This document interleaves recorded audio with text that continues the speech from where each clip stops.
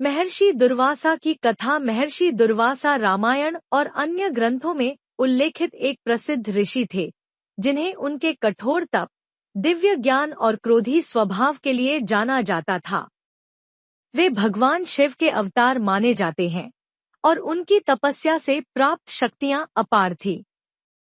दुर्वासा ऋषि का स्वभाव अत्यंत तीव्र था। वे थोड़ी सी भी अनुशासनहीनता या अपमान को सहन नहीं करते थे और शीघ्र ही क्रोध में आकर श्राप दे देते थे। उनके कई श्रापों ने महाभारत और अन्य पुराणों की घटनाओं को प्रभावित किया। एक प्रसिद्ध कथा में जब माता कुंती छोटी थी, तब उन्होंने महर्षि दुर्वासा की सेवा की।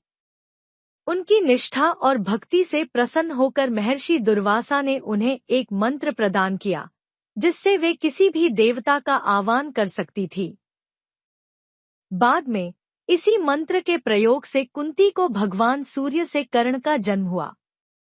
एक अन्य कथा में दुर्वासा ऋषि एक बार राजा अम्बरीश के दरबार में आए। राजा अम्बरीश ने पूरे श्रद्धा भाव से उनकी सेवा की, लेकिन भोजन के विषय में एक छोटी सी त्रुटि होने पर महर्षि क्रोधित हो गए। उनके क्रोध से उत्पन्न स्थिति को भगवान विष्णु ने संभाला। महर्षि दुर्वासा का जीवन तपस्या, सिद्धि और अनुशासन का उदाहरण है। उनकी कथाएं हमें यह सिखाती हैं कि क्रोध और शक्ति का सही उपयोग आवश्यक है। वे एक महान ऋषि थे, जिनकी विद्या और तपस्या अद्वितीय थी।